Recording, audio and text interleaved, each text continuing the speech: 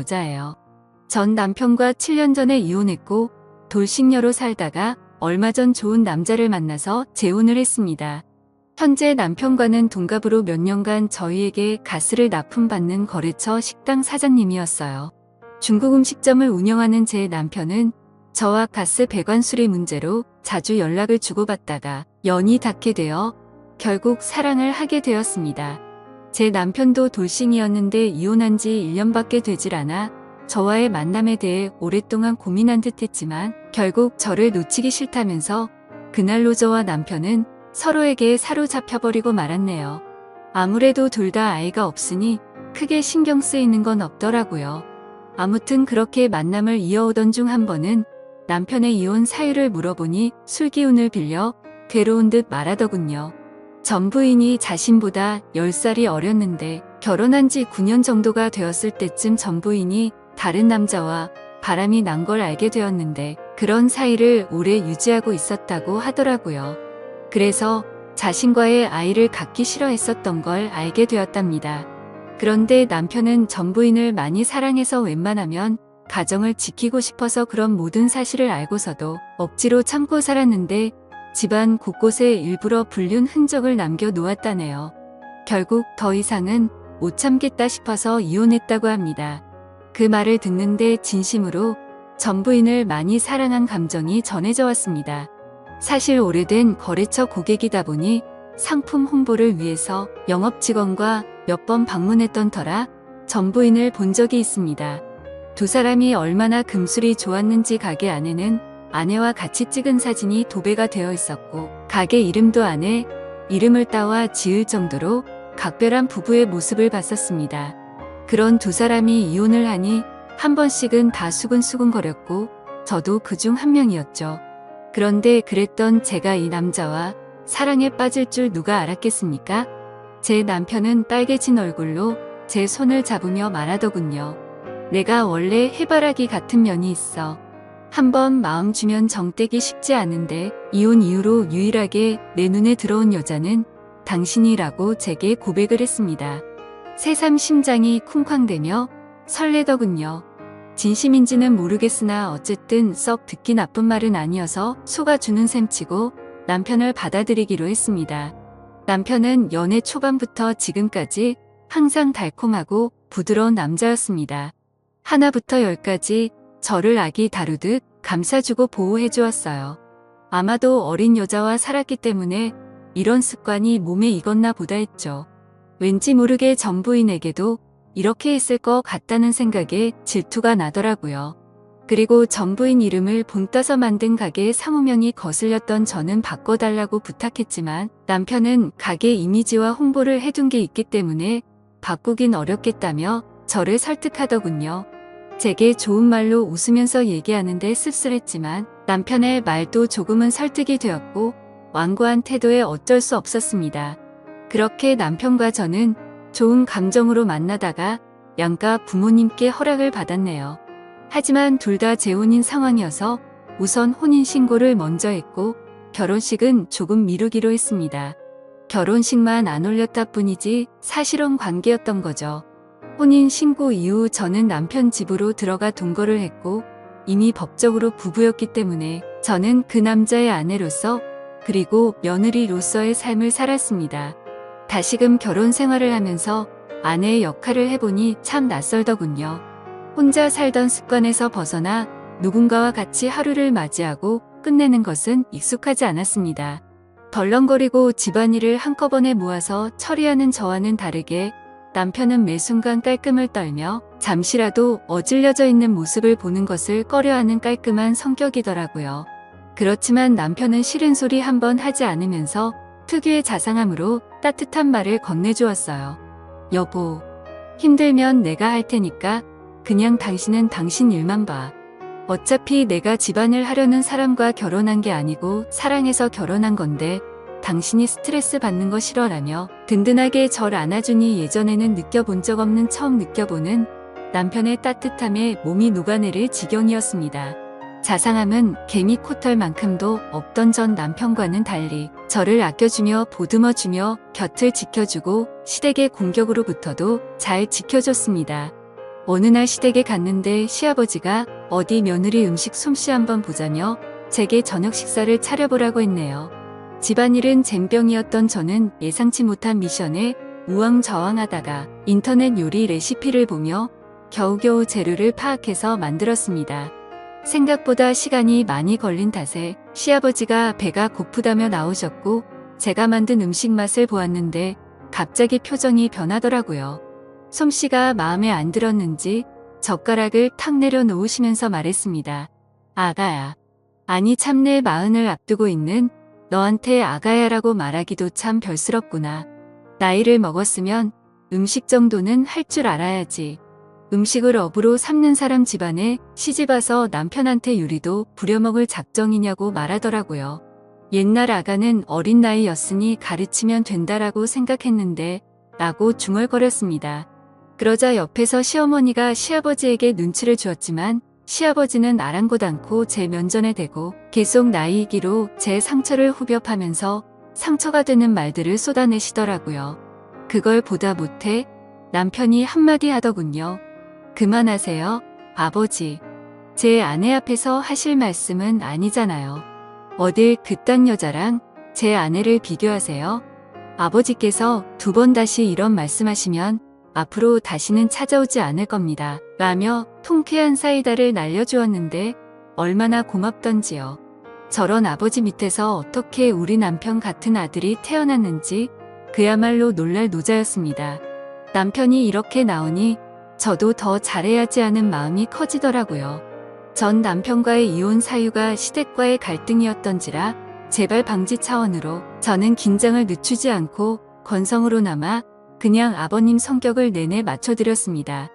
어색한 분위기 속에서 저녁 식사를 마친 후 어머니는 틀어져 버린 부자 사이가 마음에 쓰이셨는지 술상을 봐오셨습니다. 시아버지와 남편은 잔을 주고받으며 얘기를 나눴고 저는 시어머니와 부엌에서 과일을 먹으며 얘기를 하던 도중 깜짝 놀랐습니다. 사실은 얼마 전 맏며느리였던 아이가 우리를 찾아오지 않았겠니? 라고 말하더라고요. 다시 우리 아들이랑 합치고 싶다면서 도와달라고 무릎까지 꿇고 간절하게 말했답니다. 시아버지가 맏며느리를 싹싹하고 애교가 많아서 많이 예뻐했었다고 말하시더군요. 그러면서 시어머니는 바람난 며느리, 난 그렇게 용서가 안 되는데 니네 시아버지는 전혀 아랑치 않고 사람은 누구나 실수할 수 있는 법이라며 달래기 바쁘더라고 라고 시어머니께서 귀띔을 해주시는데 어쩐지 식사 내내 저와 그 여자를 비교를 했던 거구나 싶었네요. 황당하고 불쾌해서 귀가 더러워지는 기분이었습니다. 바람은 실수고 음식 솜씨는 실수라고 봐주시기 어려웠던 건지 벼랑간 바람난 며느리 뭐 예쁘다고 비교질 해대나 싶었는데 이미 전 며느리의 수잣질이 깔려 있었던 겁니다. 밤이 깊어가자 시부모님은 자고 가라고 제안하셨습니다만 저는 시아버지가 거북했죠. 그래서 저는 남편과 함께 집에 가겠다며 단칼에 거절했습니다. 저는 취한 남편을 대신해서 운전대를 잡았고 시부모님께 인사를 드린 후 차를 출발시키고 한참 주행하고 있는데 갑자기 남편이 속이 울렁거린다며 차를 잠시 세워보라고 하더군요. 남편은 내리자마자 속을 비워냈고 목이 마르다며 등을 두드리고 있던 제게 건너편 편의점에서 물 좀 사다 달라고 부탁했습니다. 저는 알겠다고 잠깐만 기다려보라고 말하고 편의점으로 가기 위해 파란불에 건널목을 건너던 찰나 브레이크를 밟는 소리와 동시에 그 자리에서 쓰러지고 말았습니다. 하필 신호를 지키지 않았던 차에 교통사고를 당하고 말았던 거죠.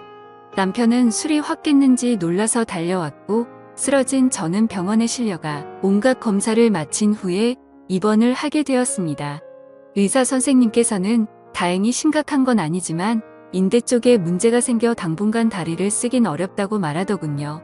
답답해도 나중에 고생하지 않으려면 몇 달간만 잘 참으라고 했습니다. 그렇게 친정 시댁 식구들은 제가 교통사고를 당했다는 소리에 한달음에 달려오셨고 남편은 다 본인 탓이라며 그때 아내한테 물 심부름만 시키지 않았으면 교통사고 나지 않았을 거라고 울면서 자책했습니다. 저는 오히려 그런 남편을 위로하며 나 괜찮다고 너무 걱정하지 말라고 얘기해 주었네요. 시아버지는 그 와중에서도 혀를 끌끌 차시며 시댁에서 자고 가라는 말을 안 들어서 벌받은 거라고 하시는데 대꾸할 힘도 없었던 저는 몸 아픈 것도 서러운 판국에 그마저도 꼭 참아내야만 했습니다. 남편은 그 후로 병원에서 먹고 자고 하며 전보다 몇 배로 제게 신경을 써주며 잘해줬습니다. 다리가 불편해서 밥도 제대로 못 챙겨 먹을까봐 손수 떠먹여주고 난 후에야 가게를 나갔고 하나부터 열까지 다 챙겨주더라고요. 남편이 허구한 날 씻겨주고 재워주고 먹여주니 정말로 아기가 된 느낌이었습니다. 저는 보험 때문에 우인실에 입원했는데 주위 사람들이 하나같이 신랑 너무 잘 만났다며 부러움을 샀어요. 일도 안 가고 남편과 깨소금을 풍기며 같이 있으니 오히려 더 행복한 나날이었습니다. 그러던 찰나 어느 날 남편이 퇴근을 하고 찾아와서 무거운 얼굴로 저를 바라보았습니다. 여보, 나 사실은 요새 가게 매출이 많이 떨어져서 지방에 계신 스승님을 좀 찾아 배워야 할 것 같아. 가서 신메뉴 개발 조언도 좀 얻고 여러 가지 방안도 연구할 겸 한 일주일 동안은 다녀와야 할 것 같은데 어떡하지? 그 말에 조금은 서운했지만 내색하지 않고 괜찮다고 잘 다녀오라고 했습니다. 어느 정도 다리도 많이 나았고 목발 쓰면 거동도 할 만하다고 애써 웃어 보였어요. 남편은 제가 맘에 쓰였는지 떠나간 일주일 동안 저를 돌봐줄 친정엄마에게 용돈을 챙겨드렸고 의사와 간호사 선생님께도 잘 좀 봐달라는 얘기를 남겨 일주일 동안 출장을 가게 되었습니다. 매일같이 붙어있던 남편이 있다가 없으니까 허전하더라고요. 주위에 같이 입원한 환자들도 하나같이 신랑은 어디 갔냐고 찾았습니다. 저는 자초지종을 설명하고 틈만 나면 목소리라도 듣고 싶어 전화를 걸었지만 받지를 않았고 몇 분 후 당분간 연락이 어려울 것 같다며 일 다 끝나고 연락하겠다고 제게 장문의 톡만 보내왔습니다. 이해는 하지만 남편의 빈자리가 컸던 저는 기분이 좀 그렇더라고요. 뭐 얼마나 바쁘길래 전화도 제대로 못하나 싶었습니다. 하루 이틀은 그래도 어떻게 버텼는데 3일 4일이 지나니 정말 보고 싶어서 도저히 못 버틸 지경이었습니다. 제가 이렇게 남편을 사랑하고 있는 줄 짧은 헤어짐으로 알게 되었네요. 그 사이 저는 담당 주치의에게 퇴원을 희망한다고 말을 하였고 의사도 퇴원을 해도 좋다고 허락을 받았습니다. 마침 남편이 돌아오기 하루 전날이라 오전 중 퇴원 수속을 받고 집으로 갔죠. 그런데 뭔가 이상한 기운이 감돌았습니다. 거실에는 너저분하게 쌓여져 있는 병들이랑 캔, 그리고 치워놓지 않은 마른 안주들이랑 널브러져 있었고 부엌에는 반찬통이며 김치통이며 뚜껑이 열려진 상태로 방치되어 있었습니다. 안방에는 침구류가 흩어져 있었고 화장실은 쓰레기들이 굴러다녀 하수구가 막혀서 물조차 제대로 내려가지를 않더라고요. 분명 남편의 성격상 깔끔한 상태로 집안이 잘 정리되고 있을 줄만 알았는데 이게 어찌된 영문인지 알 수가 없었습니다. 저는 저를 케어해주시던 친정엄마와 함께 역한 냄새를 참아가며 불편한 몸을 이끌고 조금씩 청소를 시작했고 한참 고생을 해서 간신히 집 상태를 되돌려 놓을 수 있었습니다. 저는 석연찮은 마음을 뒤로 한 채 친정엄마를 돌려보냈고 혼자 침대에 누워 내일 올 남편을 깜짝 놀래켜주기 위해 이런저런 이벤트를 생각하고 있었는데 갑자기 새벽 2시쯤 도어락이 열리는 소리가 들리며 누군가가 들어오는 소리가 나더라고요.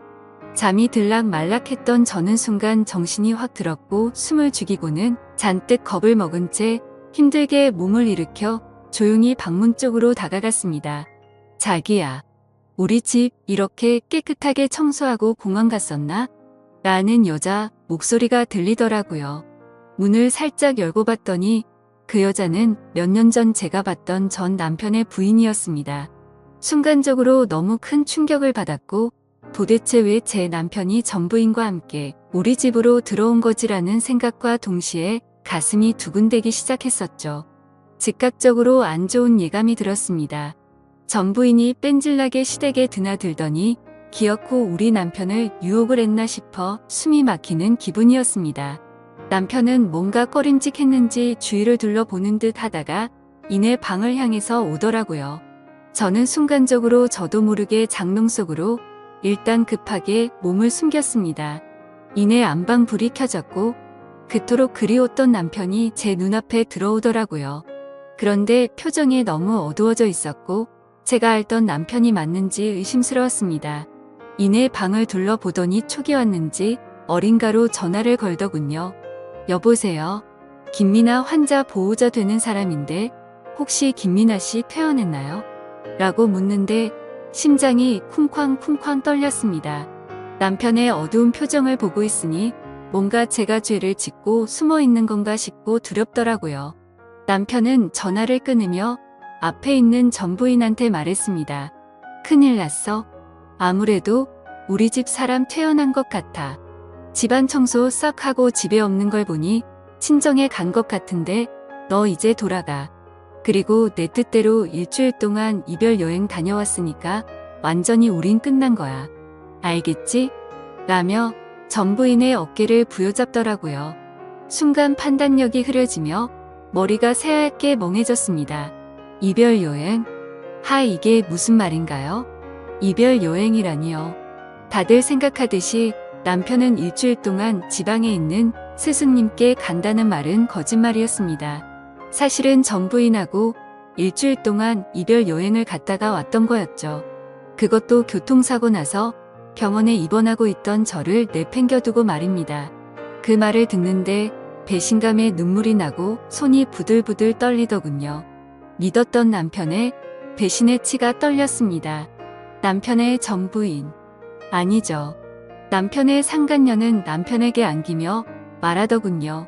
오늘 하루만 더 자기랑 같이 있었으면 했는데 도움을 안 주네. 어쨌든 고마워 자기야. 내 부탁 들어줘서. 자기한테 미련이 남아서 예전 시댁에도 찾아가고 그랬는데 이걸로 만족할게. 그래도 마지막으로 보냈던 밤들을 영원히 잊지 못할 거야 라며 혼자서 무슨 비련의 여주인공이 된 것 마냥 남편의 곁을 울면서 스쳐 지나가더군요. 남편은 전부인을 밖으로 내보내고 한숨을 내쉰 후에야 제게 전화를 걸었습니다. 그래서 저는 장롱에서 천천히 나갔죠. 그러자 남편은 엄청나게 당황해하면서 말하더라고요. 여보, 언제부터 거기 있었어? 당신이 왜 거기 있는 거야? 라고 심하게 말을 더듬는데 저는 제 휴대폰을 남편에게 확 집어던지고는 울고불며 난리를 쳤습니다. 야, 이 분리수거도 안 되는 쓰레기야. 어떻게 네가 교통사고까지 당한 날 내팽겨치고 전부인이랑 여행을 다녀올 수 있어? 네가 짐승이지 사람이야? 어떻게 네가 나한테 그럴 수가 있어? 라며 숨을 헐떡거리며 울었습니다. 그러자 남편은 가슴 아픈 얼굴로 허울 좋게 저를 위로하며 달래더니 꼭 안아주면서 말하더군요. 미안해. 다 내 잘못이야. 사실 헤어진 전 부인이 당신이랑 만난 지 얼마 안 돼서 계속 나랑 재결합하자고 했었어. 내가 안 통하니까 우리 부모님한테도 찾아갔더라고. 그런데 내가 당신하고 결혼 약속까지 다 했는데 이제 와서 어떻게 배신을 해. 전부인한테 한참 동안 여러 번 알아듣게 설명했는데 끝끝내 이별 여행 다녀오면 날 놓아주겠다고 하더라고. 그래서 어쩔 수 없이 다녀온 거야. 내가 당신을 사랑하니까 정말로 그 여자랑 다 끝내려고 이별 여행 간 거라고 말했습니다. 이별 여행을 다녀온 것도 다 저희 부부 사이를 위해서라고 합리화시키는데 대꾸할 가치도 없는 멍멍이 소리에 허탈함과 실망감까지 도저히 어떻게 할 수가 없겠더라고요. 어이가 없던 저는 물었습니다. 그럼 집안 꼬라지는 왜 이렇게 어질러 놓은 건데? 설마 나 입원하고 있는 사이 그 여자랑 우리 신혼집에 들어와서 산 거야? 남편은 우물쭈물하다가 한참 고민을 하다가 말하더군요. 원래 전부인이랑 6년간 살았던 곳인데 여기 집 구할 때 전부인 친정에서 돈을 보태줬어. 전부인 귀책 사유로 이혼하게 되면서 나한테 다 넘겼었는데 바람난 남자와 헤어지고 갈 곳이 없다며 찾아왔더라고. 그래서 당신이 입원하고 있는 사이 이 집에서 잠시 있게 해준 거야. 그냥 나도 모르게 좀 불쌍하더라고. 그래서 저는 지금 그걸 말이라고 하냐고 따져 물었습니다. 옛날에 그 여자 집에서 돈 좀 보태줬다는 걸 빌미로 나랑 신혼생활을 하고 있는 이 집에 그 여자를 들여 놓다니 말이 된다고 생각해? 그리고 그것만으로도 용서가 안 되는데 이별 여행까지 갔다니 말이 되냐고. 내가 만약 교통사고 안 났으면 어쩌려고 그랬냐? 이런 걸 보고 하늘이 도왔다고 하는 건가? 나 니들 절대로 용서 못해. 가만두지 않을 거야. 라고 말했죠. 제가 속이 좁은 건지 모르겠지만 이딴 짓을 벌인 남편을 도저히 이해할 수가 없고 용서할 수가 없었습니다. 이별 여행 어디서 그럴듯한 말로 불륜지를 포장하는지 그따위 관계나 주라 그래요. 그들에게 로맨틱했던 일주일의 시간을 아무것도 모르고 남편을 그리워하며 보냈던 걸 생각하니 더욱 울분이 치솟았습니다. 저는 악에 받쳐 소리를 지른 후 남편의 만류를 뿌리치고 자리를 박차고 나와 목발을 짚고 새벽 밤거리를 울면서 걸었네요. 여태 흘린 눈물 모은 것보다 더 펑펑 쏟았던 것 같습니다. 그토록 사랑했던 내 남자의 극단적인 행동에 충격을 받은 저는 친정집에 머물면서 결국 남편과 하는 시간을 갖자고 했네요. 남편은 틈만 나면 찾아와서 제게 당신이 생각하는 그런 일은 전혀 없었다고 싹싹 비는데 마음이 돌아선 저한테는 남편의 모든 행동이 믿음이 가지 않았습니다. 그러자 남편이 말하더군요. 그 여자랑 끝났다는데 왜 내 말을 믿지를 못해? 당신이 나 없이 살 수 있을 것 같아? 당신이 지금 날 못 믿고 이렇게 헤어지면 지금 나한테 이렇게 대한 걸 후회할 거고 그 여자처럼 날 다시 찾게 될 거야. 왜 여자들은 뻔한 행동을 계속하는지 모르겠네. 당신 나중에 그때 가서는 소용없어. 내 말 명심해. 그 뻔뻔한 말에 있는 정도 다 떨어지더라고요. 저는 결국 이혼을 감행했고 무턱대고 혼인신고를 빨리 한 탓에 빨간 줄만 하나 더 생겨버렸습니다. 남편이 그 이후로 어떻게 살고 있는지는 모르겠네요. 남편이 운영하던 중국집은 주인이 바뀌어 다른 사람이 운영하고 있었습니다. 여전히 예전 부인 이름을 딴 상호만 보면 그날의 충격이 떠올라 심장이 뛰고 기분이 나빠지네요. 어쨌든 저는 짧은 결혼 생활을 끝내고 싱글로서 삶을 살아가는데 역시 싱글의 삶이 제게는 제격이었습니다. 제 인생의 결혼은 2번 다시 없으리라 장담할 수 있어요. 대신 자유로운 연애는 실컷 하고 살게요. 이제는 결혼보다는 연애가 좋은 것 같습니다. 제 사연을 읽어주셔서 감사합니다.